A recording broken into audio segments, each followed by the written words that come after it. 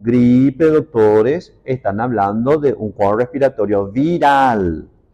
¿Está bien? Gripe es virus. Jamás diga, esta gripe es por piógenes, no sé. No. Gripe tiene como agente etiológico al virus de la influenza. ¿Está bien? Eso no se olviden. Fiebre puerperal. La fiebre puerperal es un trastorno, es una infección supurativa que se presenta en una mujer después del parto.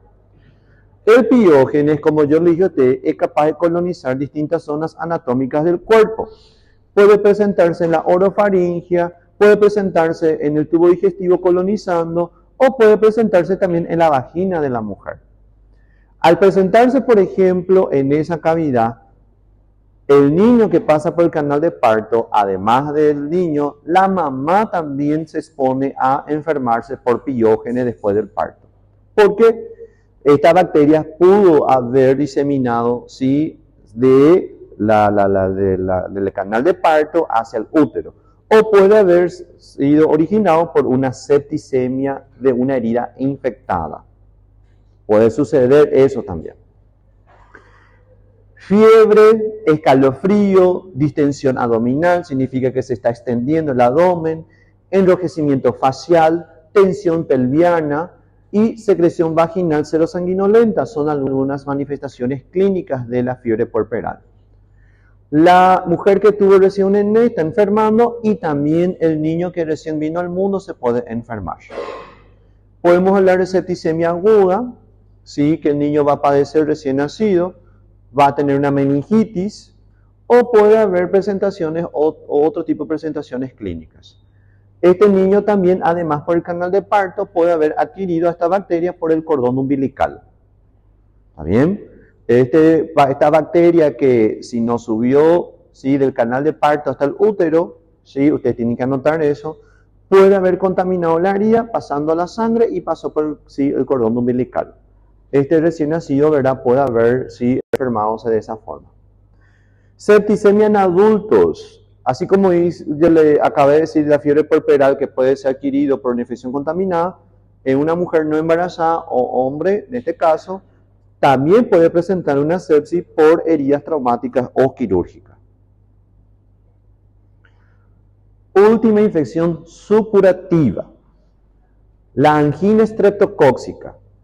La angina estreptocóxica, sí, acá ya estoy preso, no puedo pasar. Ay, un ratito. Mi rodilla, que apenas se está curando. Ahí. La angina estreptocóxica, sí, es algo que yo no me tengo que olvidar, jamás de los jamases. ¿Por qué? Porque es una de las causas más comunes que hace que una persona presente más adelante una fiebre reumática.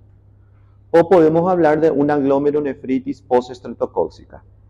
Ustedes como médicos, ustedes como futuros médicos, lo primero que tienen que hacer cuando viene un paciente reclamando de un dolor acá en la faringe, le tienen que decir, abre boca.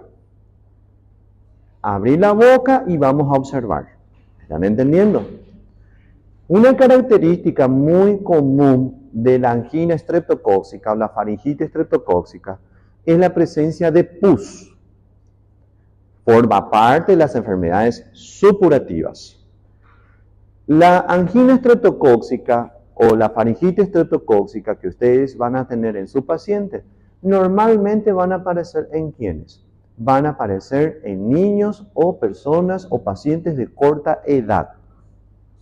Es muy común, es muy frecuente que aparezca, ¿sí?, a temprana edad. 5, 6, 7, 8, 9, 10 años. ¿Entienden? Cuando ustedes identifican a este tipo de personas, ustedes lo tienen que proteger ¿con qué? Con antibióticos.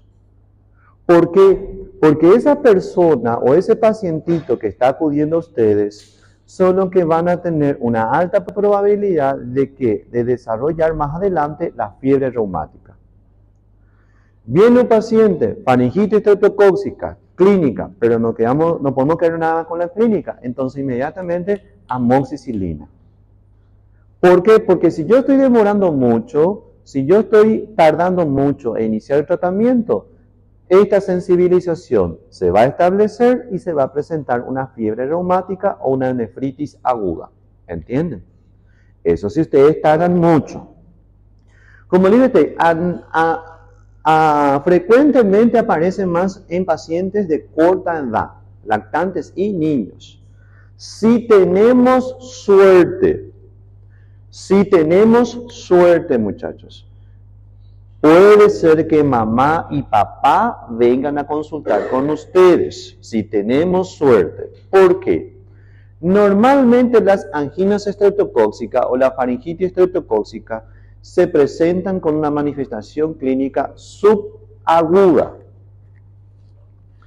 Miren, aguda, manifestaciones clínicas acentuadas.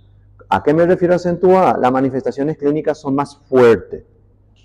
Aparece con mucha más fuerza. El paciente tiene mucho más dolor, tiene mucho más fiebre. Aguda. Subaguda. ¿Qué se entiende por subaguda? Las manifestaciones clínicas son más leves, más tranquilito. Si el paciente no presenta mucho dolor, mucha fiebre, si no presenta mucha secreción, ¿le parece que consulta con nosotros? No. Eso es un problema para nosotros. ¿Por qué? Porque con el primer contacto, ¿sí? Es donde ya se va a establecer la sensibilización de mi paciente, la memoria inmunológica. Al quedar la memoria inmunológica, ¿sí? Supuestamente en este caso, ¿verdad? Pero para las otras enfermedades infecciosas, me confiere una protección contra una futura exposición otra vez por el mismo microorganismo. ¿Entendem? Tipo, a gente levou a vacina contra a COVID, ou a gente pode ter, sim, ficado doente por el coronavírus, ou qualquer outro agente infeccioso. Fica una memoria inmunológica. Esa memoria inmunológica que lo que me va a conferir es una protección para, sí, para la siguiente exposición. Pero en este caso, la inmunidad que queda no es una inmunidad que me va a conferir una protección. Al contrario, me va a perjudicar. Pero en el primer contacto siempre es la sensibilización o establecer la memoria. Luego de eso, para una futura exposición, aparece otra vez la memoria, pero mi paciente todavía no va a consultar con nosotros. Entonces, en el primer contacto, yo como doctor tengo que saber, mi paciente no va a acudir al médico. Secreción serosa, poca fiebre, tendencia a extenderse al oído medio, mastoide, meninge, puede haber ganglio linfático hipertrofiado. Dura algunas semanas y es de inicio brusco. Esto aparece en pacientes de corta edad. ¿Por qué le estoy recalcando varias veces pacientes con corta edad? Si viene un adulto, un adolescente, viene un adulto de 18, 19, 20 años, 21 años y le dice a usted, mira doctor, estoy con una faringitis y me duele bastante y tengo mucha pus. Y usted le pregunta, ¿pues esta es la primera vez que vos estás teniendo? Sí, mentira. Sí, mentira. ¿Por qué? Porque posiblemente a edades tempranas ya se expuso a este tipo de faringitis estreptocóxica. ¿Están entendiendo? No hay que creerle tanto así al paciente, porque si el paciente no tiene dolor, no tiene mucha fiebre, no tiene muchos trastornos durante este proceso infeccioso, ¿dónde se va a recordar? Ni va a consultar. Va a decir, no, este es solamente un cuadro de resfriado. Y sabe muy bien que resfriado es una cosa, faringitis es otra cosa. Porque el paciente no sabe diferenciar bien. Entonces, lo que ustedes tienen que saber es que si viene un paciente adulto y le dice que están con mucho dolor en la garganta, está con mucha pus, no consigue tragar los alimentos sólidos, es porque ya estuvo expuesto antes. Y si el paciente está reclamando dolores de articulaciones después de aparecer esto de la faringitis estreptocóxica, es porque ya antes ya se enfermó. ¿Están entendiendo? No hay que creerle tanto al paciente. ¿Por qué? Porque no se va a recordar porque era chiquitito cuando él se expuso a eso. En adultos, ¿sí? En adultos o niños mayores de 5 o a 15 años, ya es más grave. Hay una nasofaringitis grave, hay una amigdalitis, en la faringe se puede ver enrojecida, eritematoso, edematosa, hay exudados supurativos, ganglios cervicales agrandados y doloridos, en donde aparecieron después de 2 a 3 días de periodo de incubación.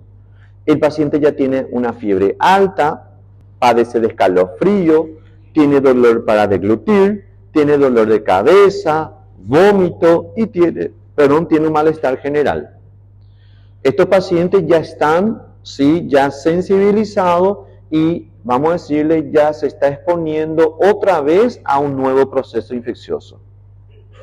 Eso no es nada bueno, porque a medida que nosotros nos vamos enfermando con el mismo microorganismo, la sensibilización o la memoria inmunológica se va fortaleciendo.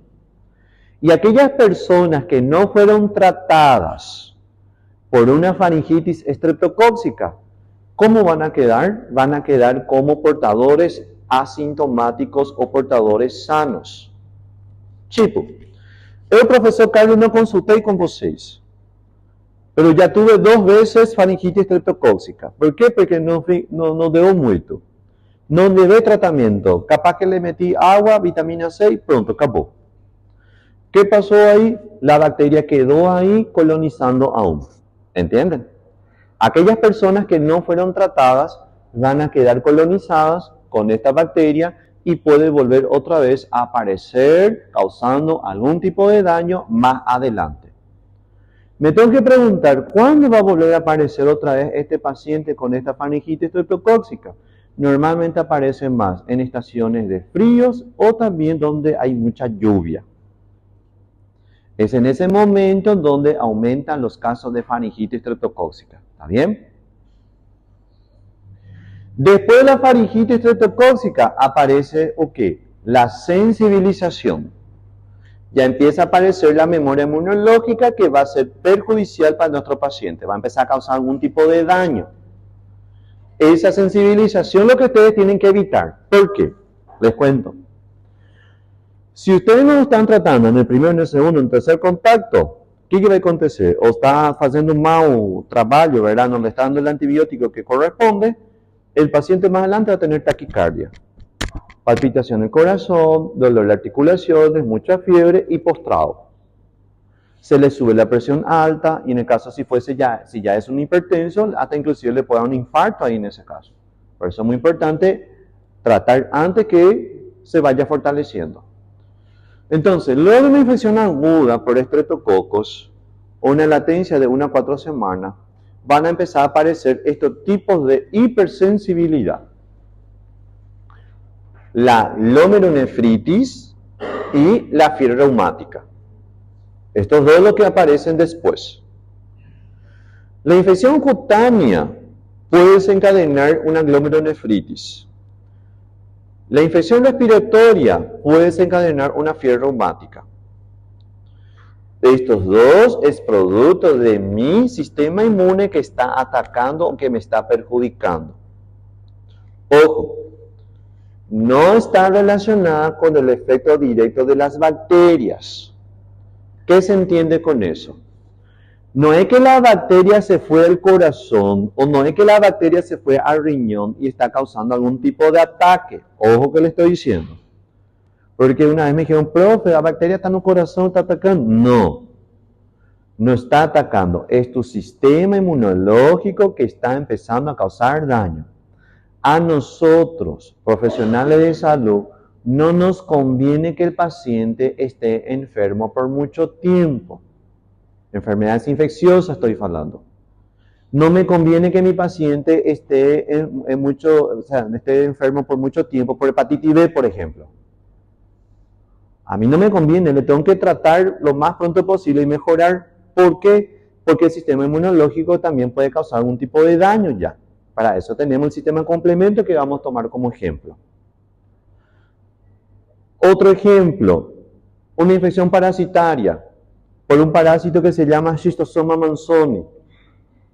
Eso también puede hacer que pacientes crónicos que hace mucho tiempo están infectados, el sistema inmunológico comience a atacar. Otro ejemplo, esta bacteria, el sistema inmunológico también puede atacar. Otro ejemplo, neumonía por neumococo. Vamos a ver nosotros. Los cuadros respiratorios no es una causa directa o no es, vamos a decir, no es que la bacteria está causando mucho daño. Es porque el sistema inmunológico está empezando a perjudicar al paciente. Queriendo ayudar, ¿qué es lo que está haciendo? Perjudicar. Por eso es lo que nosotros entramos con ¿qué? Corticoides, entramos con AINE, entramos con todas las drogas que es capaz de inhibir, ¿qué cosa? La inflamación. ¿Están entendiendo? Pero para eso también tengo que identificar quién es el agente infeccioso. Yo tengo que saber quién es la gente que está atacando, porque de qué me sirve a calmarle el sistema inmunológico, pero no estoy atacando al enemigo. ¿Entienden? En este caso, por ejemplo, la fiebre reumática o la glomerulonefritis aguda es un producto del sistema inmunológico debido a qué?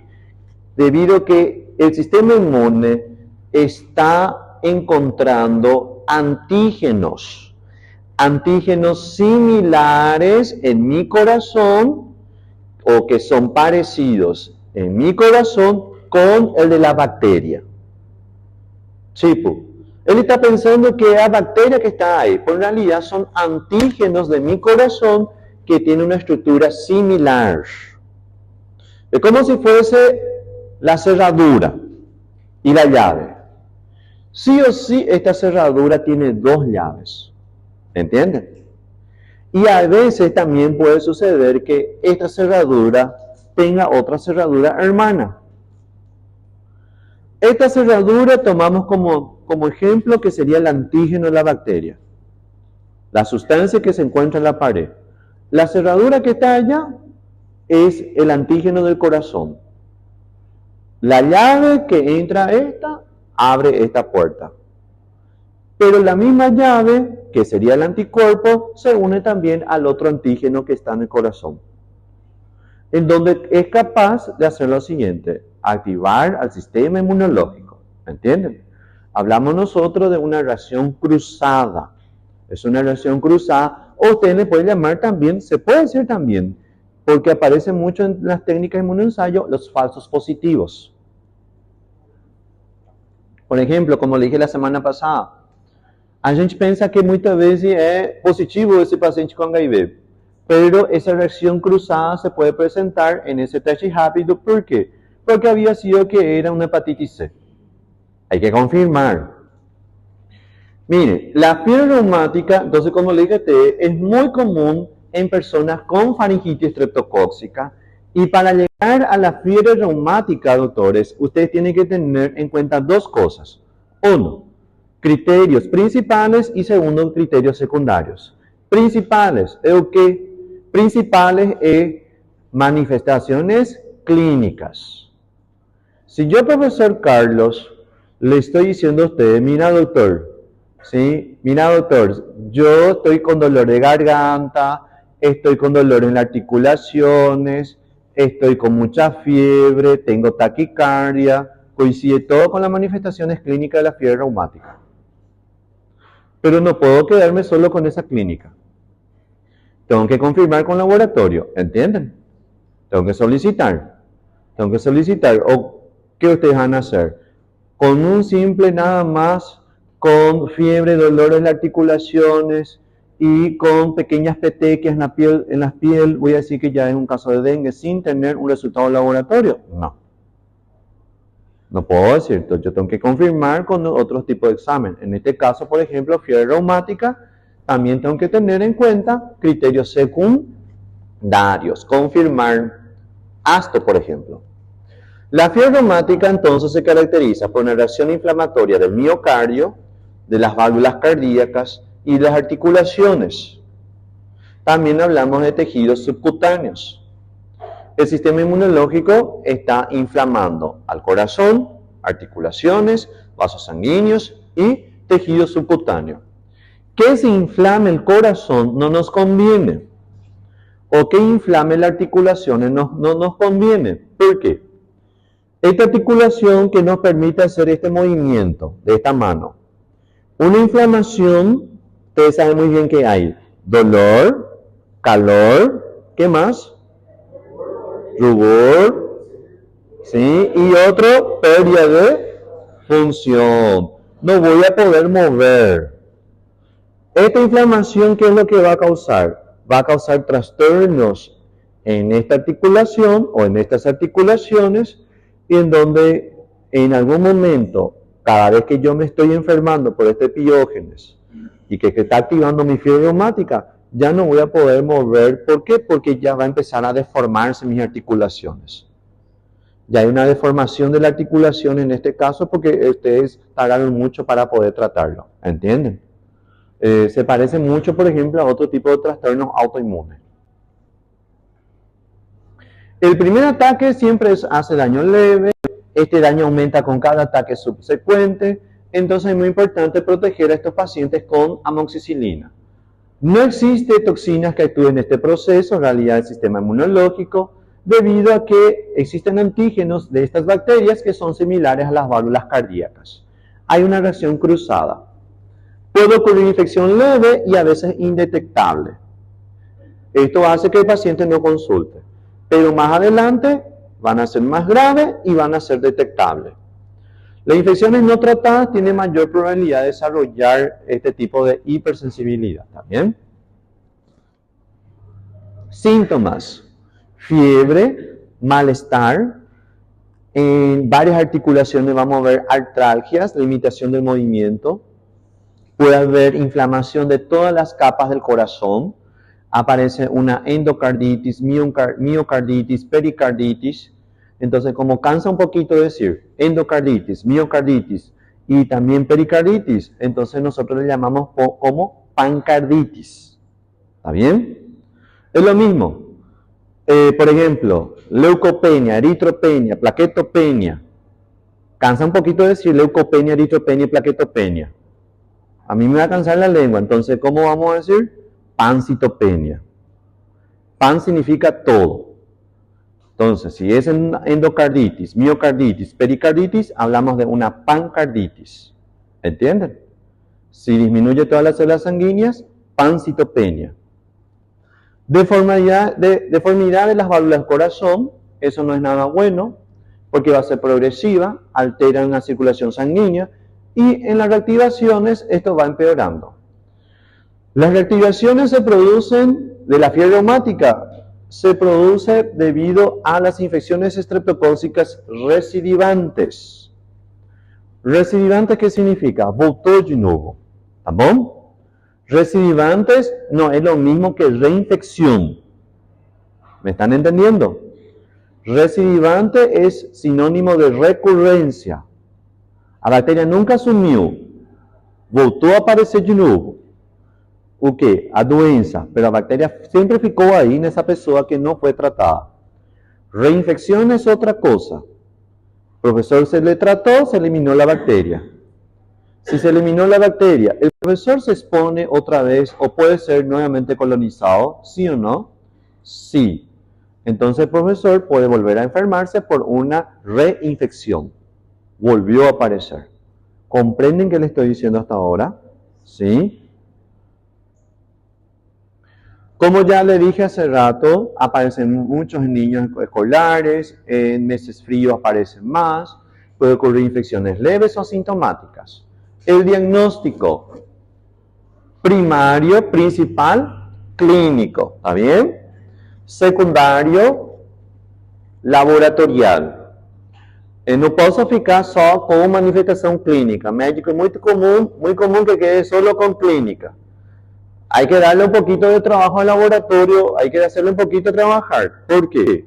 Porque esos datos, muchachos, van a quedar en el libro de registro, y esos datos se puede hacer una recolección para un trabajo de investigación y se puede presentar los resultados en donde podemos fortalecer las medidas preventivas. ¿Entienden? Es muy importante. Hay protocolo que dice que hay que cumplir esto, pero en muchos casos no se cumple.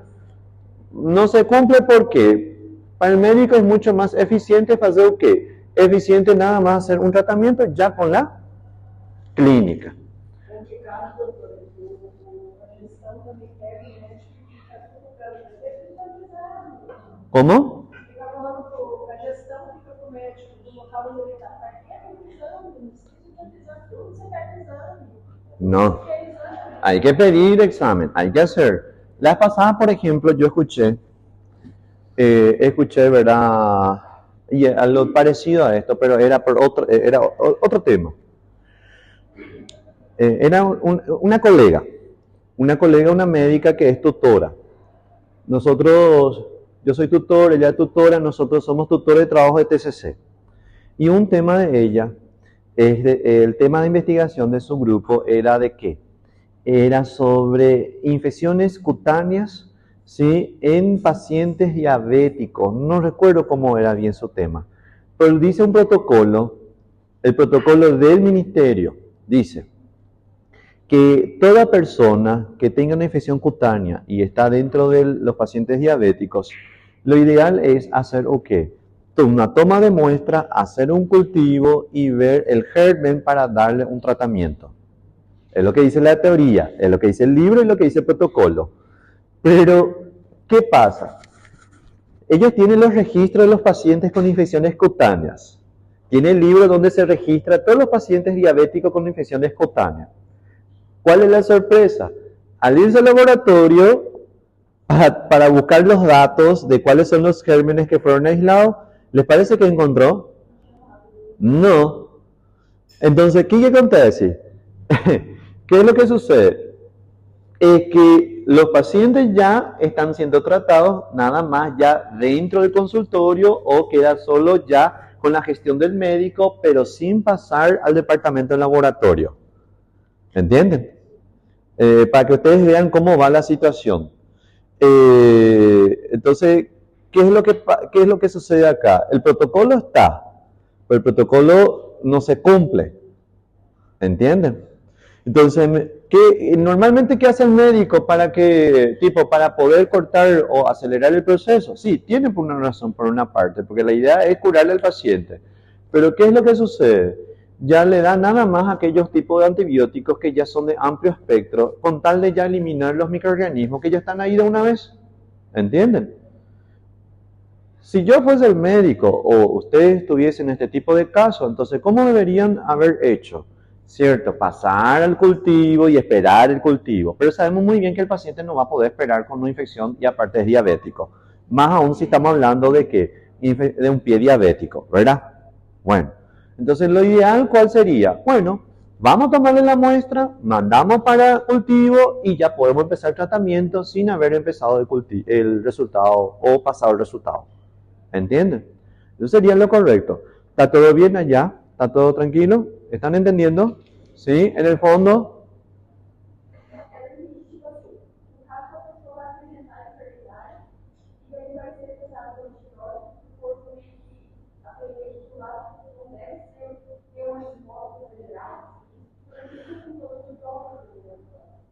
El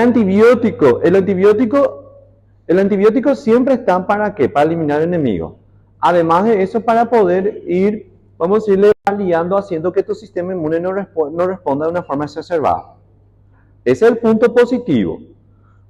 El punto negativo es cuando vos le pasás el antibiótico y no tiene ningún efecto por el germen. Y si no tiene ningún efecto sobre el germen, pero sí tiene un efecto sobre tu sistema inmunológico también. Ojo lo que le estoy diciendo. El antibiótico, sí, también, además de tener un efecto sobre el germen, también puede tener un efecto sobre el sistema inmunológico. Por eso es muy importante, sí, definir cuál antibiótico puede ser más eficaz. No sé si esa era tu pregunta. Bueno, no entendí bien porque... Está bien. Bueno, mire, ¿qué es lo que le puedo pedir al laboratorio? Cultivos positivos de garganta sería, o sea, cultivo de garganta, tomar la muestra, detección de antígenos del grupo A, aumento de ASLO o anti-DNasa o anti-hialuronidasa y título elevado o ascenso de anticuerpos. Acá hay dos cosas que no se tienen que olvidar conmigo. ¿Qué pasa, micro? Entonces, no esquece disso aquí. Cultivo de garganta y prueba de ASTO, o ASLO o ASO. ¿Está bien? Esto es lo que ustedes van a encontrarse en el mercado, para que ustedes entiendan de esa forma. Sí, ¿por qué voy a encontrar profesor en el hospital? O se va a mandar a hacer cultivo de la boca, de la garganta de tu paciente, material purulento, prueba de ASTO o ASLO o ASO. Acuérdense que ASLO es lo mismo que asto y asto es lo mismo que aso. Antistreptolicina O. ¿Está bien? Es lo que ustedes van a tener como práctica en micro. ¿Ustedes ya tomaron su muestra de sangre? ¿Nadie desmayó? ¿Quién desmayó? Mas eu não fui, eu saí como paciente, não como médico.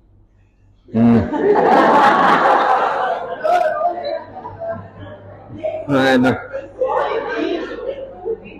¿Se desmayó?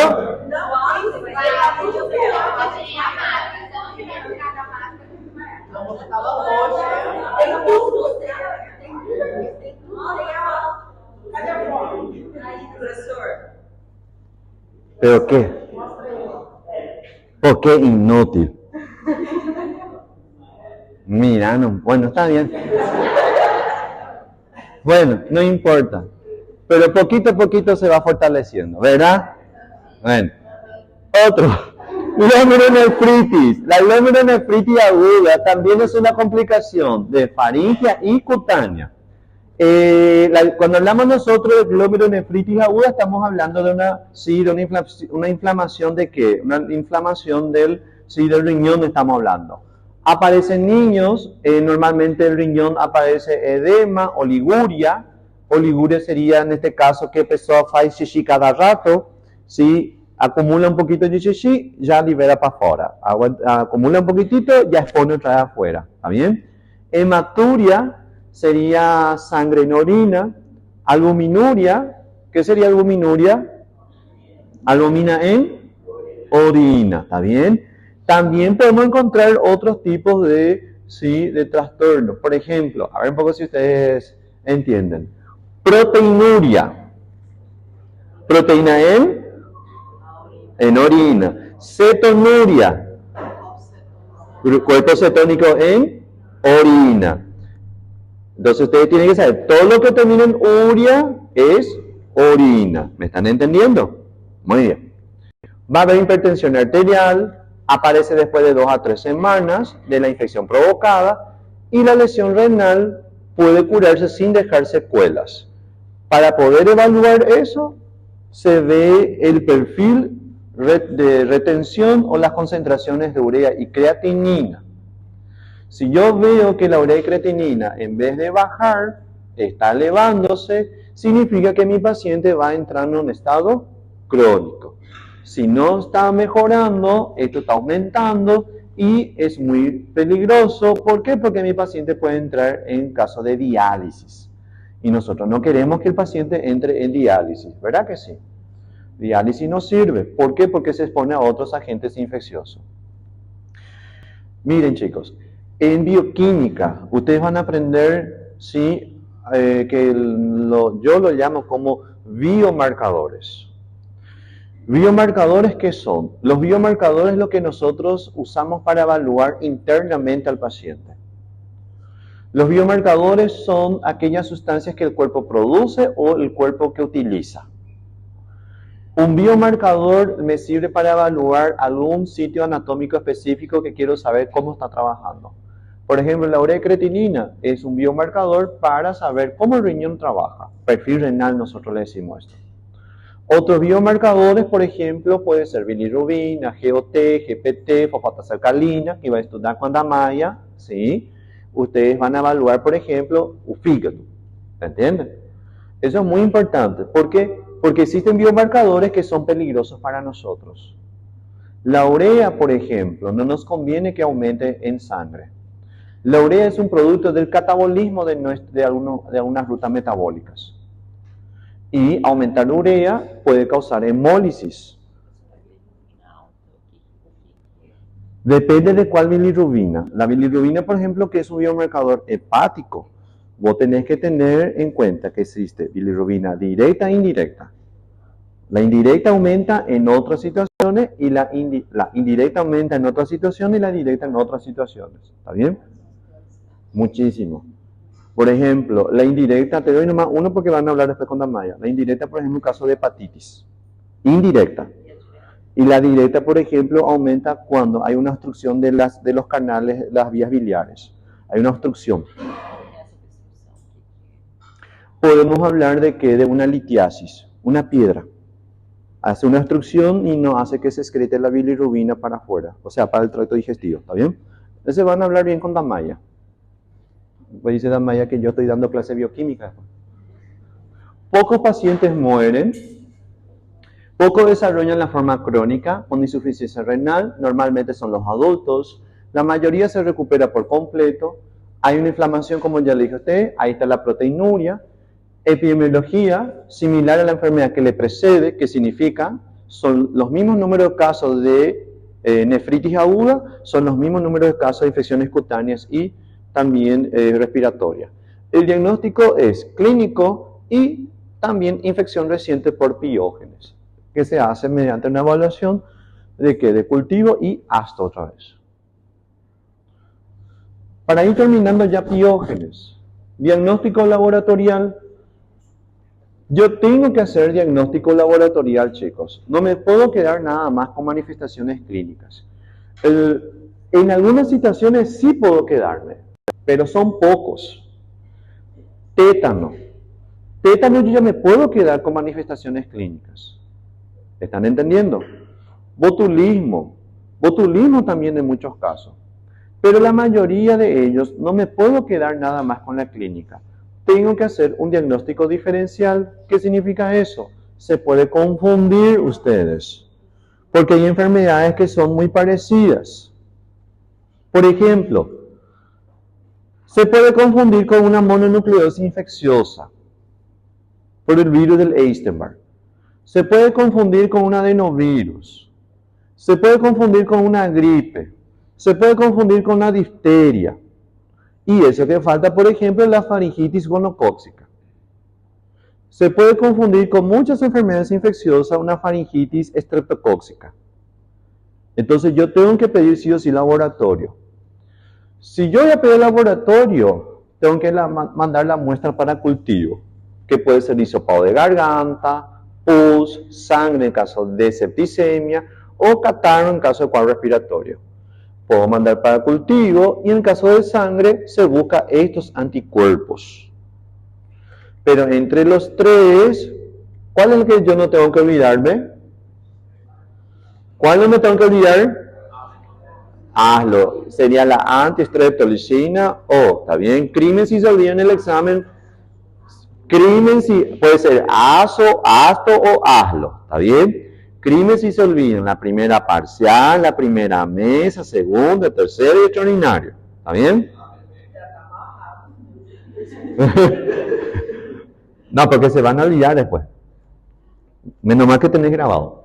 Gram, tinción de Gram es relevante en tejidos blandos, en el caso de fascitis necrosante, celulitis. En bucofaringe no es relevante, es de escaso valor. ¿Por qué? Porque existen otras especies de Streptococcus en nuestra boca que da para confundir con piógenes. Entonces no se debe hacer tinción de Gram, directamente para cultivo. El cultivo se hace en agar sangre, se ve el tipo de hemólisis, son las muestras que vienen en la garganta, ya le dije a ustedes, pero hay que atender si es que el cultivo sale negativo. No piensen que, deu negativo, entonces no es piógenes. Cuidado. Le voy a dar un ejemplo. Vamos por dengue. Ustedes le piden hemograma para ver si hay plaquetopenia. Eso es lo que normalmente todo el mundo conoce. Disminución de plaquetas, ¿verdad? Bueno. Y se solicita NS1, que sería el antígeno de dengue. Y dio negativo. Este no es dengue. Muy bien. ¿Por qué? Un NS1 negativo no puedo ya descartar que sea un caso de dengue. Yo tengo que confirmar con otro tipo de prueba. Como acabó de hablar Thaisa, sí, que se tomó la muestra en un día que ya no se debería haber tomado. Porque en los primeros días de las manifestaciones clínicas se pide NS1. Pero este doctor tomó después de 7 días. Ahí, por ejemplo, ya tiene que ser anticuerpo. Se pide anticuerpo, dio positivo. ¿A qué quiero llegar? Cultivo de Streptococcus piógene negativo no descarta ¿o qué? Un caso de faringitis estreptocócica. Para eso existen otra prueba. ¿Y cuál era la otra prueba que yo le dije que no puedo esquecer? Hazlo. ¿Entienden? El asto. Porque puede ser que el cultivo dio negativo y el asto dio positivo. Entonces yo me puedo agarrar de asto y decir que es un caso de faringitis estreptocócica. ¿Por qué dio negativo? Bacterias que inhiben el crecimiento de piógenes. Chicos, es la misma cosa para la toma de muestra para otros gérmenes que vamos a estudiar. Por ejemplo, cultivo de orina. Se toma la muestra de orina, fica en la bancada. Esa muestra ficó ahí, se entregó a las 8 de la mañana. Se agarra y se deja en la bancada y queda las 9, las 10, las 11, las 12, las 2 recién se cultiva. ¿Qué pasó ahí? Dio negativo. Y la paciente está con todos los síntomas de infección urinaria. Bacterias de la microbiota pueden inhibir el crecimiento también de otras bacterias que pueden causar infecciones urinarias. ¿Entienden? Entonces no se deben, aparte de eso no digan después, a un laboratorio fez-errado. El laboratorio hizo mal su trabajo. No, cuidado con esa parte, ¿está bien? Lo ideal es volver a repetir y si dio negativo, bueno, dio negativo. O pedir otro tipo de estudios. ¿Me están entendiendo? En lesiones cutáneas, al menos nosotros conseguimos fácilmente detectar, debido a que las bacterias son abundantes, y normalmente el pus es la que nosotros mandamos. Solo que cuando hablamos de infecciones cutáneas, si no es faringia, hablamos de cutánea, hay que atender un poquito porque puede haber una infección también por estafilococo. Puede trabajar los dos en equipo. ¿Qué tal estamos? ¿Todo bien? Miren. Prueba diferencial. Se utiliza antibiótico, por ejemplo, como la bacitracina. La bacitracina es un antibiótico que inhibe el crecimiento de los piógenes, pero no inhibe al grupo B, que es el agalacti. Es una prueba diferencial. En fascitis necrosante, lo ideal en la toma de muestra es sangre, se hace hemocultivos. Y en erisipela y celulitis, un número bajo de microorganismos, si de Streptococcus ya se puede cultivar a veces.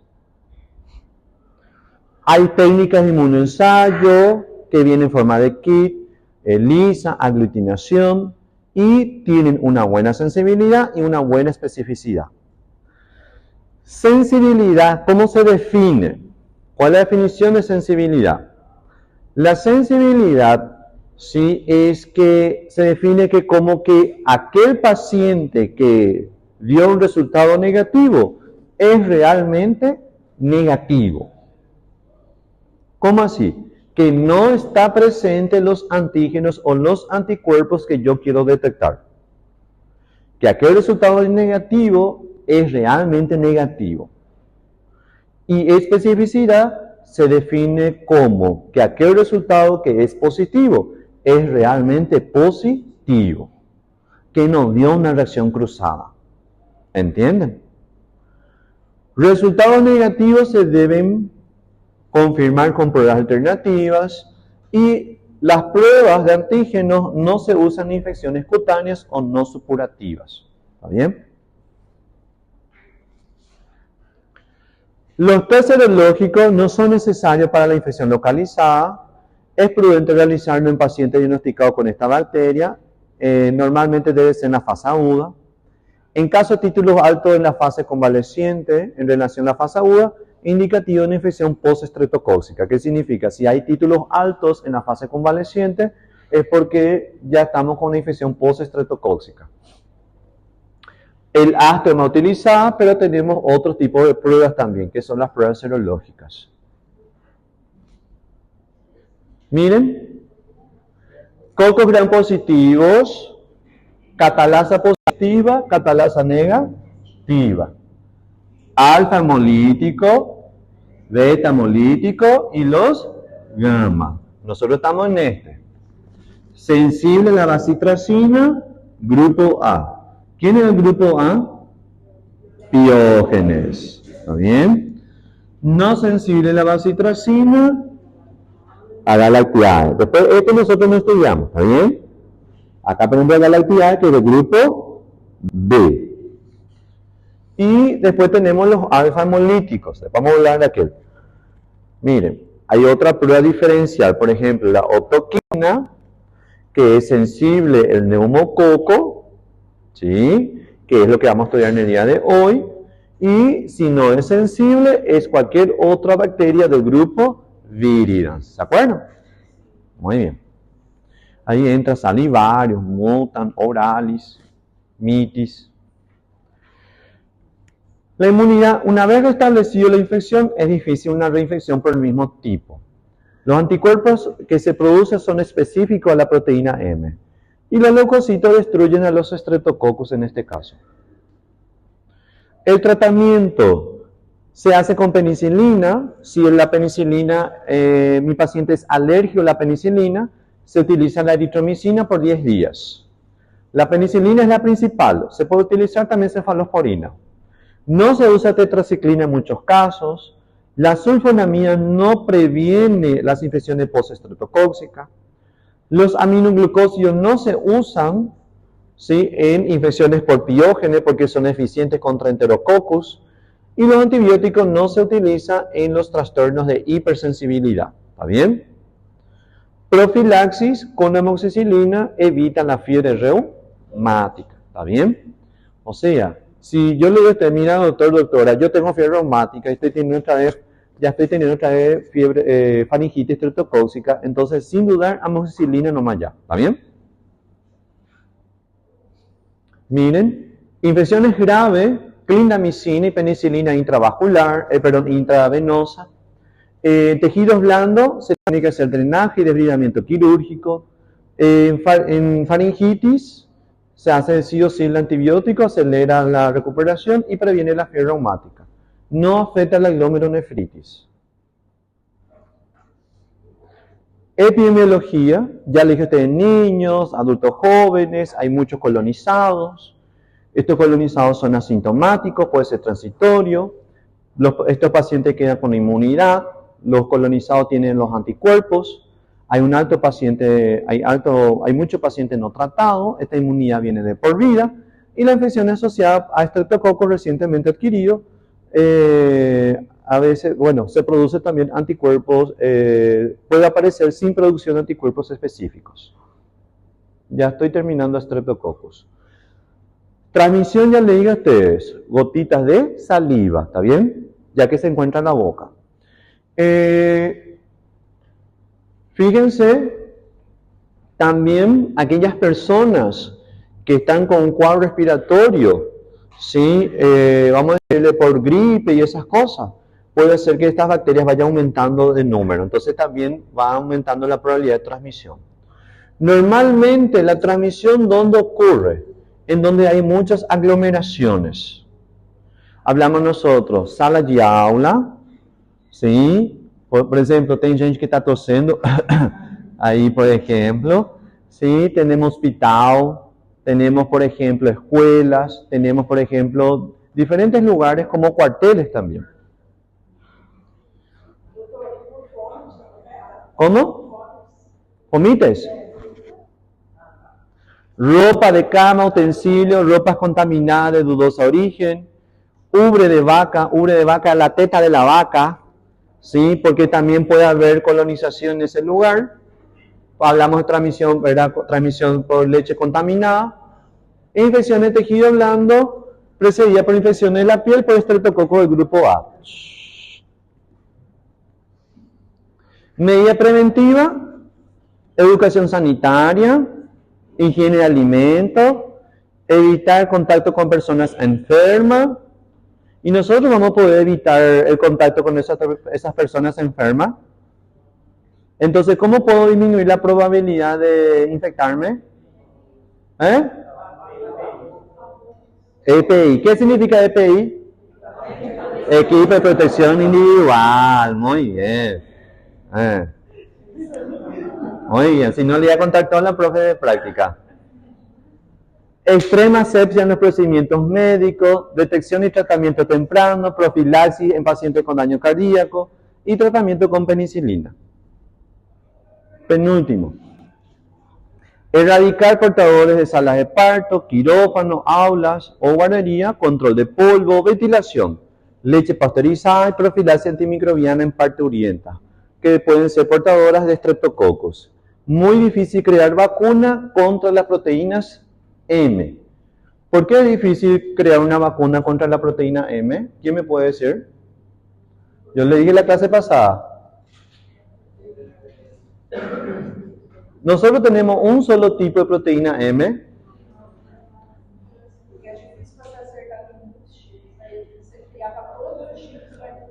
Tiene mucha variación antigénica. La variación antigénica evita mucho que nosotros podamos desarrollar una vacuna que nos confiera una protección. ¿Entienden? Entonces la mejor estrategia es la prevención de transmisión. ¿Está bien? Último. El estado portador, persona que está con la bacteria en la boca, muchas veces por incumplimiento de tratamiento o por una infección. ¿Se acuerdan?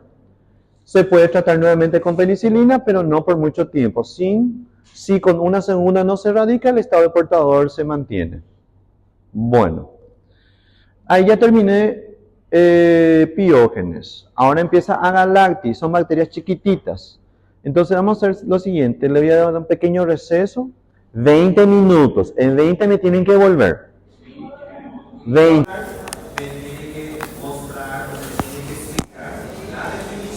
Tem delegado agora. Tem delegado, subdelegado, deputado. Agora eu acho que vai ser lavagem de roupa suja.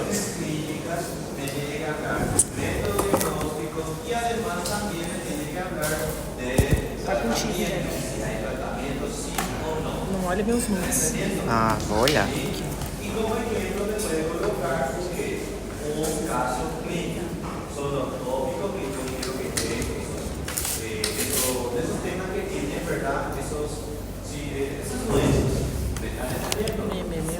Se você citar essas que não tá gravando.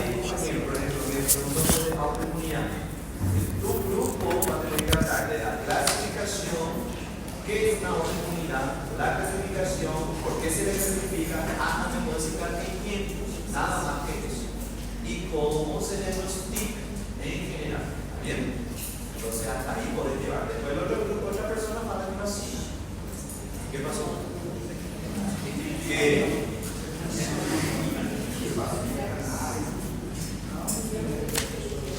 Chao. Tá gravando, obrigado. Jack, tá com o Jack, tá contigo, hein, Jack?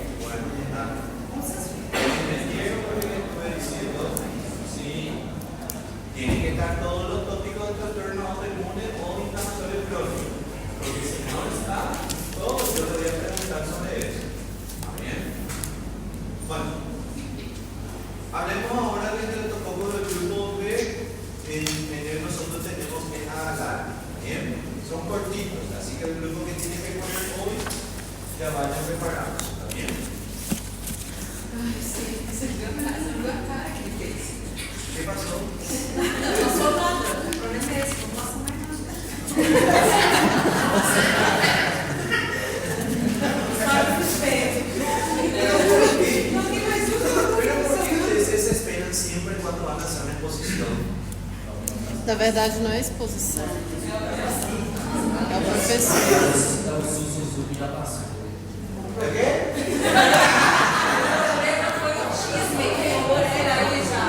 ¿Cuál es Disney? Que você foi ontem marcado. No, pero yo estaba curioso nada más.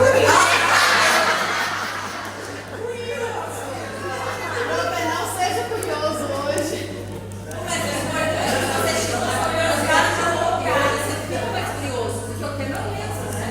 Es el mismo, pero quiero saber más todavía.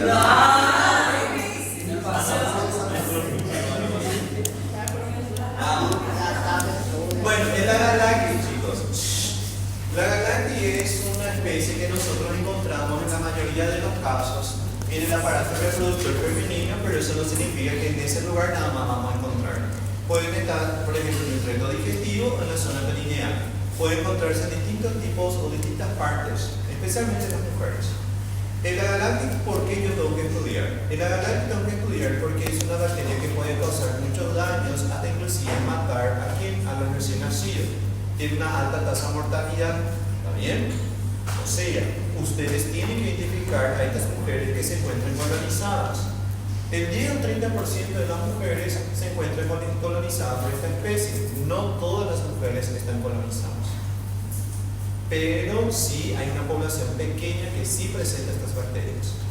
Estas mujeres que presentan a estas bacterias en el aparato reproductor es muy peligrosa esta bacteria, es muy grave. ¿Por qué? Porque puede sí transmitir a un niño cuando pase por el canal del parto. Si pasa por el canal del parto, este recién nacido, ¿qué es lo que sucede? Es colonizado, puede la bacteria diseminarse por el sistema circulatorio y puede causar distintos tipos de trastornos en el recién nacido. Y con mucha más razón, si en este caso, por ejemplo, puede ser un prematuro. El prematuro sí o sí en muchos casos acaba muriendo. Si es un niño, si es un recién nacido, un neonato, que vamos a decirle que el neonato, ¿verdad?, cumplió con toda la semana de gestación, continúa todavía el riesgo de que acabe falleciendo. Estas bacterias, cuando no crecen, vamos a decir, ustedes mandaron cultivar antes de embarazarse esta mujer, o en la primera semana de gestación tomaron así la muestra para ese cultivo y no apareció el crecimiento de esta bacteria, no significa que la bacteria está ausente. ¿Por qué? Porque puede ser que la cantidad de bacterias no sea suficiente todavía para que se pueda presentar un resultado positivo. ¿Qué significa eso? Debo volver a solicitar un cultivo de secreción vaginal. Al solicitar otra vez un cultivo de secreción vaginal por segunda o tercera vez, ahí sí puede ser que ocurra un resultado positivo. Normalmente el cultivo debe ser a las 35 o 37 semanas de gestación. 35 o 37 semanas de gestación es lo que aparece con mayor frecuencia el resultado positivo. Dio positivo, entonces hay que tratar de la embarazada. Porque el niño pasa por el canal de parto, se enferma y se enferma grave. Bien. Factor de virulencia. El factor de virulencia de la catarsis, el más importante, ¿cuál es? Es la cápsula. La cápsula tiene como función evitar la fagocitosis. Y en base a la cápsula se habla de serotipos. Existen 9 serotipos: 1A, 1B, 2, 3, 4, 5, 6, 7, 8. ¿Está bien? Existen 9 serotipos, pero quedan nada más hasta 8, porque el primerito se divide en 2, 1A, 1B. ¿Me están entendiendo? El 1A, 1B, el 2, el 3, el 2, el 3, el 4, ¿sí? No recuerdo si el 5 también, son los serotipos que más comunes pueden enfermar a las mujeres embarazadas. ¿Por qué tengo que aprender que tienen serotipos? Porque hay vacuna. Hay vacuna contra la galáctica y es muy importante que la mujer que va a entrar en el proceso de gestación sea inmunizada, que tenga la vacuna. ¿Por qué? Porque si no tiene vacuna, no tiene anticuerpo. Si no tiene anticuerpo, ¿qué va a acontecer? Un niño va a ficar doente. ¿Están entendiendo? Esta bacteria es capaz de inhibir también el sistema de complemento y además también la quimiotaxia neutrófica. Hay otros marcadores, ¿sí? Hay otros tipos de antígenos, pero en este caso el más importante es los polisacáridos de la cápsula, que evita la fagocitosis.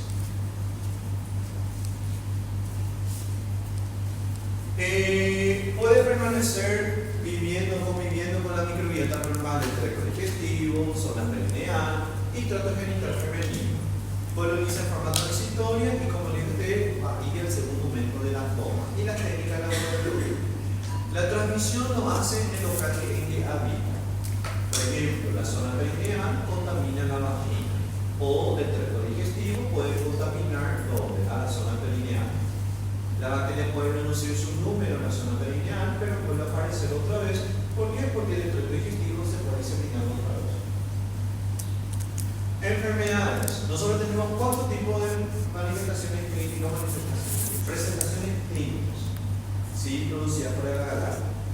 Enfermedades neonatales precoz, enfermedades neonatales tardías, enfermedades en embarazadas y enfermedades en mujeres no embarazadas y hombres. ¿Está bien?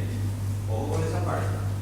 Se habla mucho más en neonatal. ¿Está bien?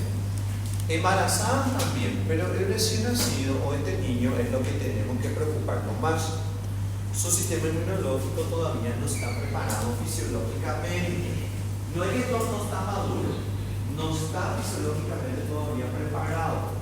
Y cuando todo adulto no está fisiológicamente preparado, ¿sí? ¿Qué significa eso?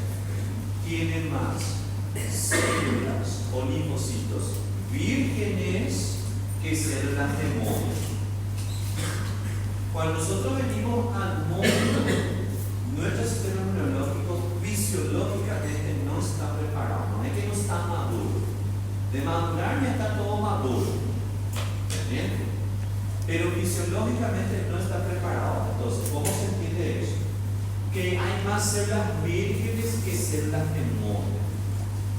A medida que nosotros vamos creciendo, vamos envejeciendo, los números de células vírgenes van disminuyendo, pero las células de memoria van aumentando. Ahí podemos hablar de que nuestra inmunidad, nuestro sistema inmunológico, ya se va preparando fisiológicamente. ¿Comprenden qué estoy diciendo ahora? Entonces, los neonatos, sus linfocitos todavía no entraron en contacto con ningún tipo de antígeno. Entonces depende netamente de quién, de la madre que le confiere esa protección. ¿Cómo? Mediante anticuerpos que van pasando a través de la placenta, que es un ejemplo de inmunidad pasiva, ¿verdad? Tengo que hablar sobre eso, ¿verdad? La inmunidad pasiva, un ejemplo, podemos hablar del traspaso de los anticuerpos a la placenta o la leche materna. Es muy importante que la mamá, ¿sí?, le dé la leche materna a un niño, porque esa leche materna es el calostro en donde se encuentran altas concentraciones de anticuerpos, y esos anticuerpos son eficaces contra diferentes tipos de microorganismos. Le confiere esa protección. Aquel INNI, no está tomando la leche materna, se pone distintos tipos de infecciones, se puede enfermar gravemente. Bien. Factor de colonización neonatal, madre con gran número de bacterias, parto prematuro, ruptura de membrana prematura o fiebre intrauterina de parto. Son situaciones que pueden hacer que colonice la bacteria neonata. La contaminación puede suceder en el útero o durante el nacimiento, o también puede ocurrir en las primeras semanas de vida de este recién nacido. Sí. Si no se infectó en el útero, si no se infectó durante el paso del canal del parto, se puede infectar después. Si se infectó en el útero o si se infectó durante el canal del parto, las manifestaciones clínicas aparecen de 1 a 7 días. A eso se le llama enfermedad neonatal precoz. ¿Están entendiendo? Si aparecen las manifestaciones clínicas después de 7 días, vamos a decir de 2 semanas, 3 semanas después del nacimiento, se habla de enfermedad neonatal tardía, ¿sí? Después de mucho tiempo sucedió. O podemos hablar también de que la transmisión ocurrió, ¿sí?, por cómo la mamá le contaminó a un niño. ¿Sí? O sea, puede ser que la propia madre le enferma al nene o también algún otro niño que entró en contacto. Miren. Las manifestaciones clínicas son muy parecidas del precoz y tardío. En este caso, por ejemplo, entre las manifestaciones, entre los tipos de enfermedad que producen agalacti es bacteriemia, neumonía, meningitis, y puede aparecer complicaciones neurológicas. La mortalidad es del 5% con detección precoz. El origen puede ser exógeno en el caso del tardío, como el gente puede ser madre o otro niño.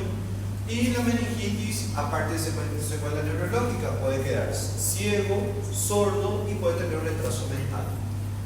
La profilaxis disminuye la probabilidad de infección. ¿De quién? Del neonato, pero la profilaxis hacemos en las gestantes. 4 horas o 6 horas antes que este niño venga al mundo o pase por el canal de parto, ¿sí? A la embarazada ya se le coloca penicilina. ¿Están entendiendo?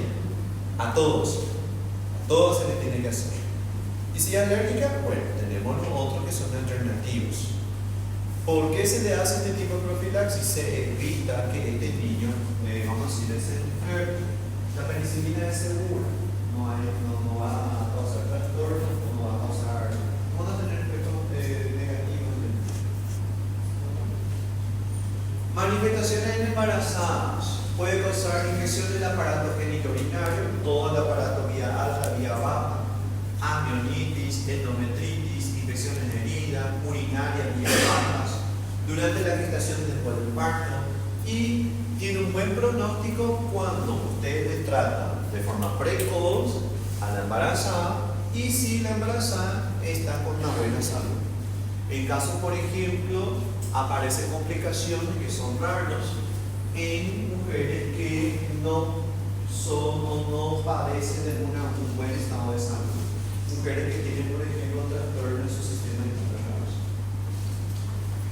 Hombres y mujeres no embarazadas normalmente se asocian con personas que tienen factores de predisposición. Diabetes, hepatopatía, nefropatía, cáncer, VIH.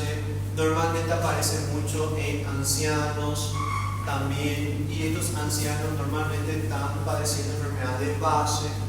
Y en estas personas pueden producir bacteriemia, neumonía, infecciones óseas y de articulaciones, cutáneas y tejido blando.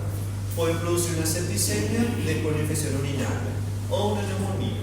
La mortalidad depende mucho de qué tan comprometido está nuestro paciente.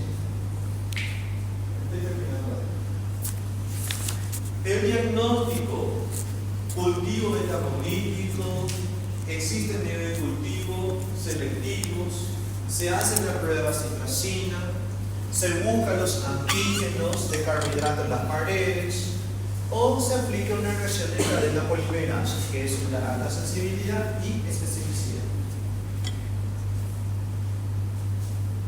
Tratamiento: penicilina, ¿de acuerdo? Si es alérgica, cefaloporinas y vancomina, sí.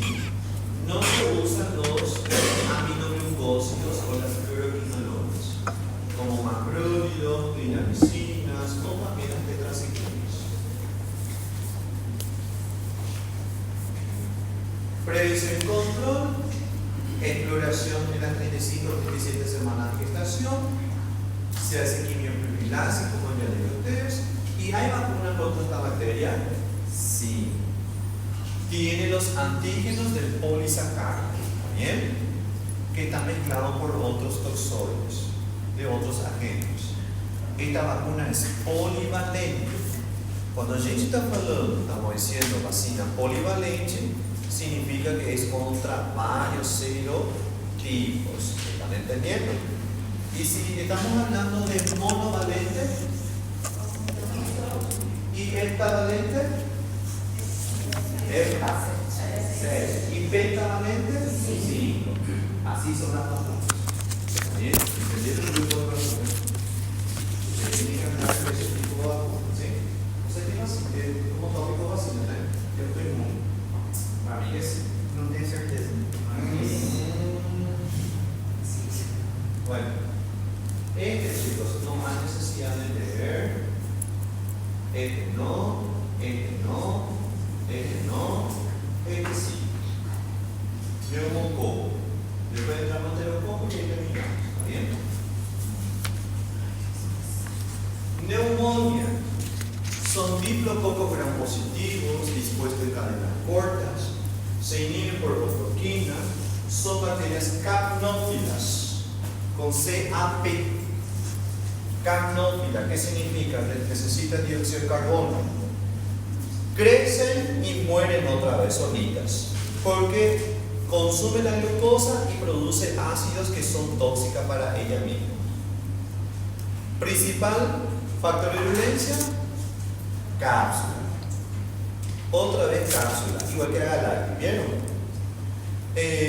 Staphylo y Streptococcus pyogenes, para que ustedes entiendan, porque vamos a estudiar más después, son las bacterias que tienen más virulencia, tienen más arsenales.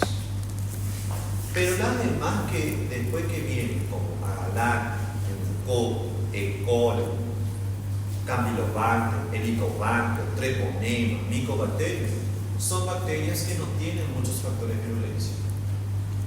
¿Qué significa? Tienen pocas proteínas que voy a tener que recordar.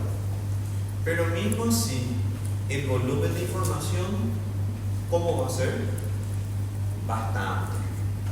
¿Se entiende? Entonces tienen que ir leyendo poquito a poquito. La cápsula es el principal factor de virulencia de nuestro neumococo.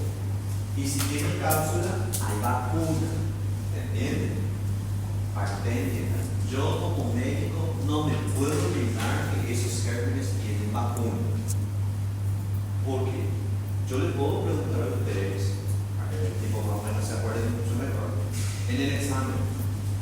Yo les puedo preguntar, yo les puedo colocar ahí, cita aquellos gérmenes o aquellas bacterias que presentan vacuna, sí, hecha en base a sus cápsulas. Entonces ustedes tienen que escribir Streptococcus pneumoniae, Streptococcus agalacticae o una bacteria que nos van a estudiar, los meningococos. Son ejemplos de bacterias que yo tengo que aprender, no solo para pasar micro, sino porque van a hablar más adelante de salud pública, o ya están teniendo ahora medicina familiar. Entonces tienen que saber que existen esas vacunas y no de nosotros, porque son ustedes los que van a inmunizar a estas personas. ¿Me están entendiendo?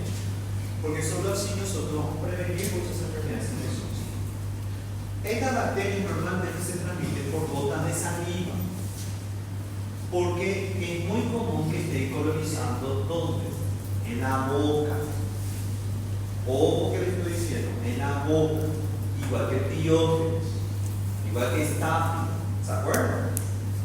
Entonces yo, profesor Carlos, si yo tengo un cuadro respiratorio, ustedes se tienen que preguntar, ¿será que no es un Staphylo? ¿Será que no es un neumococo? ¿Será que no es un Piógenes? ¿Será que no es tal bacteria? ¿O será que no es otra bacteria? Para eso se hace un cultivo de catarro o un lavado broncoalveolar para poder saber qué bacteria está presentando el profesor Carlos. Y en base a eso hace el tratamiento. Miren, hay que saber que existen algunos factores que me hacen determinar quién agente posiblemente es. Después yo les voy a mostrar la otra semana, claro. Vamos a aumentar el número de bacterias. Le voy a presentar en el cuadro cuáles son los puntos que tengo que atender para hacer un análisis de caso clínico.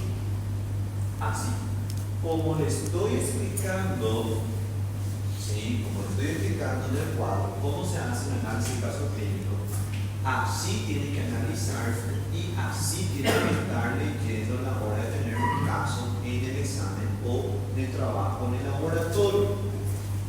¿Por qué? Porque en muchos casos no sabemos por dónde empezar. Entonces tienen que anotar lo que les estoy diciendo. Hasta en el examen lo voy a quitar. Pueden preguntar a la compañera del año pasado, cada caso clínico. Entonces no saben de dónde agarrarse. Prueba diferencial. La prueba diferencial de neumococo es mediante la prueba de bilis esculina. Este es un medio de cultivo que es para enterococos. Se usa mucho para la diferenciación de Enterococcus strepto, porque Enterococcus y Streptococcus, que Enterococcus antes era Streptococcus, están dentro de los no betamolíticos. Entonces se hace una prueba diferencial y se observa si hay un cambio de coloración. En este caso, por ejemplo, si trocou de cor, o que aconteceu? Hablamos de enterococos. Si no cambió de color, estreptococcus. ¿Por qué? Estas bacterias, el neumococo, acaba muriendo porque tienen autolisinas o producen sustancias tóxicas para sí mismas. Otro diferencial, octoquina. Miren, agar sangre, estría. ¿Vieron acá este espacio? Halo, muy bien. Acá hay un halo. No hay crecimiento bacteriano. Sensible a la octoquina, susceptible a la octoquina. ¿Quién es sensible a la octoquina? Neumococo. Si es resistente, entonces no es neumococo. Posiblemente es otra bacteria del grupo virus. ¿Está bien? Las colonias en el agar sangre son pequeñitas, redondas, mucoides. Las cápsulas, o sea, las cepas sin cápsulas son más pequeñas que nada, no se colorean con grano, presentan un aspecto de hoyuelo, tienen una quimiología colonia, debido a una autolisis. Ellos pueden crecer como alfa-hemolíticos en condiciones aeróbicas, dan pigmento verde, o beta-hemolíticos en condiciones anaeróbicas, que aparecen que son catalases negativas. Existen 100 serotipos, dice que 90, corrijan ahí, 100 serotipos. 100 serotipos, ¿sí?, de Streptococcus pneumoniae. Y esos 100 serotipos, que tienen también una proteína M en su pared, esos 100 serotipos estimulan la respuesta de ¿quién? De las células B, o linfocitos B. De esos 100 serotipos, a gente tem que ver quién es el serotipo más común que causa enfermedad en el paciente. Tiene otro tipo de antígenos, pero como dije, la cápsula es la más importante.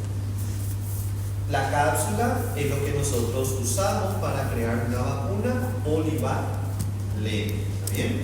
Y también hay antisuero, que sería anticuerpo para la línea básica.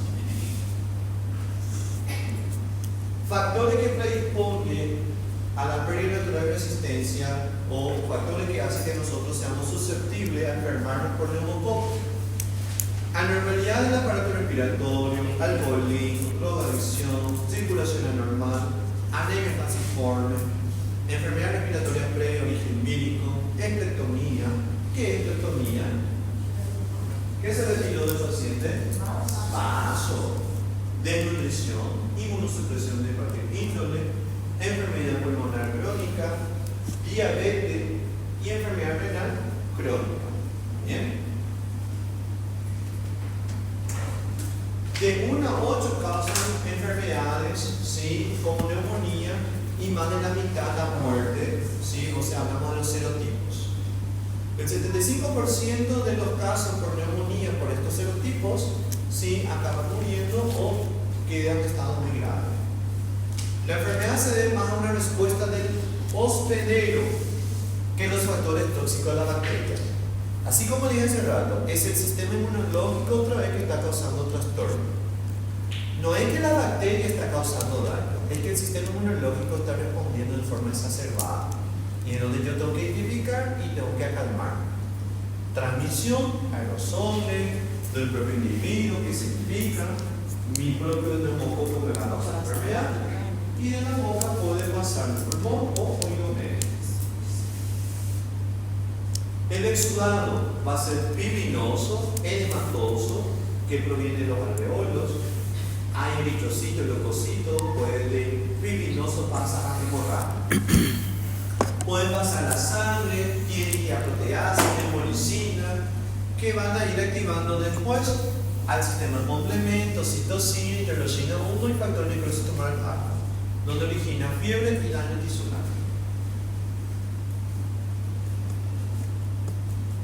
Estas bacterias, como yo les dije, ingresan dentro de las células, leucocitos, plaquetas, de algunas células como pulmones y meninges, no deja que se le digiera, se disemina por la sangre y las cápsulas evitan en muchos casos también la fagocitosis. Si no tiene cápsula, tiene la neumolicina que inhibe su digestión. A pessoa, de um dia para outro, fica doente, tem febre, calafrio, dor corporal, hay catarro confuso. Eso es muy importante recordar porque dá para confundir con tuberculosis. Sí, en muchos casos nosotros podemos confundir con tuberculosis, un caso de neumonía neumocóxica. Ese paciente con neumonía neumocóxica puede tener bacteria y sin tratamiento al 5º o 10º día va a desarrollar anticuerpos. Según la enfermedad presente, hay alta probabilidad de mortalidad. La mortalidad es alta en niños, ancianos, adultos y puede haber complicaciones como otitis, meningitis, endocarditis, y el tratamiento de la enfermedad concluye con rapidez y se evita complicaciones. Neumonía ya le dije, sinusitis ya saben, y bacteriemia.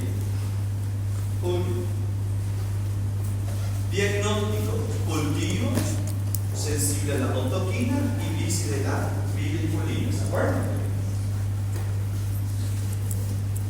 Tratamiento: estos son los antibióticos que se usan. Si son sensibles normalmente a la vancomicina, situaciones graves se hace tratamiento con 2 antibióticos, una combinación, y se hace una monoterapia.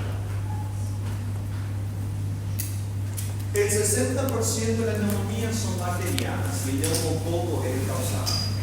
Aparecen más meses fríos, hay muchos portadores y disminuye con cada serotipo que lo coloniza. La inmunidad específica gracias a la vacuna. Y la prevención es mediante la vacuna, ¿está bien? Nosotros tenemos vacuna heptavalente, que es para niños menores de 2 años en adultos. ¿Hepta cuánto era? 7. Hay vacuna contra 14 hasta 23 serotipos de neumococo para evitar el estado de portador, ¿está bien?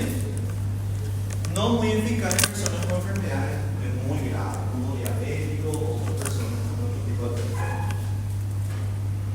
Y este ya es el último que trata de ver que son 3 láminas nada más. 4. El enterococo, yo como médico, ¿por qué no me puedo olvidar? Es una bacteria que donde se encuentra en la flora normal intestinal del hombre y animales. Esta bacteria es considerada como una superbacteria también. Normalmente esta bacteria causa infecciones intrahospitalarias y son bacterias que son difíciles de eliminar. Además también sobreviven mucho tiempo en lugares o ambientes adversos. Por ejemplo, se coloca lavandina, agua sanitaria y ella está bien. Es muy fácil que se contaminen los pacientes a causa del profesional de salud. ¿Entienden? Y son oportunistas. Normalmente aparecen pacientes que están internados en unidad de terapia intensiva. Son bacterias que aprovechan ese tipo de situaciones. Si no es el propio enterococcus tu paciente, es el enterococo del profesional de salud que está causando algún tipo de daño. El Enterococcus faecalis es el causante del 80% de las infecciones. Existen otras especies como Faeson, Durans y Gallinardus que también pueden causar. Están relacionados con infecciones intraabdominales, urinarias, heridas, cardiovasculares, meningitis, infecciones vaginales, de canales radiculares y nosocomiales y también endocarditis. Factores que predisponen: herida, posparto de endometrio, ruptura de vísceras, supuración o superinfección después de cefalosporina. Transmisión, miren un poquito, manos del personal de hospital, ¿vieron? Son los más relevantes, gente. Y normalmente las infecciones por enterococcus son polimicrobianas. ¿Qué se entiende por polimicrobiana? Hay microorganismos, no estoy hablando solo de enterococcus faecalis. Ahí ustedes meten E. coli, Clostridium, Staphylococcus, Streptococcus, isomos muy malo. Normalmente le metemos con todos los antibióticos, ¿está bien? Eso no se olvide. Llega la lista de los antibióticos. Paciente tratado con antibióticos, miren, flora normal desaparece. Solo quedan enterococcus catéter u otros procesos invasivos, puede desencadenar una infección urinaria que después puede causar una bacteremia y puede llegar hasta una endocarditis, o puede ser otro tipo de trastorno también. Bien. Y esto es el diagnóstico, que no es nada nuevo para ustedes. Diagnóstico, cultivo, se ve la hemólisis o no, presente la autoquina. ¿Y cuál es la prevención? Evitar antibióticos de amplio espectro. Es fácil hacer eso. El paciente tomó todos los antibióticos de por haber que se encontró durante toda su vida, ¿verdad? Entonces es un poco difícil. Por eso le dije, cuando usted encuentra un paciente con infección urinaria, cuando normalmente el médico encuentra una infección urinaria que es por enterococos y es un paciente internado hace mucho tiempo, lo primero que va a decir, ojalá que tenga suerte de encontrar un antibiótico que le funcione.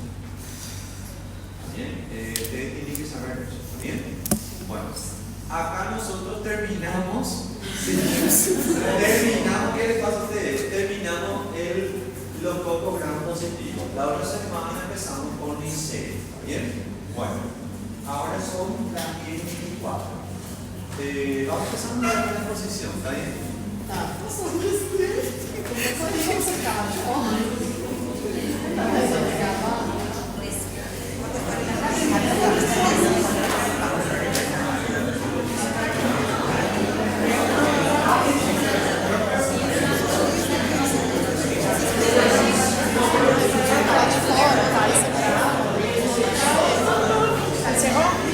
Ah, é pena para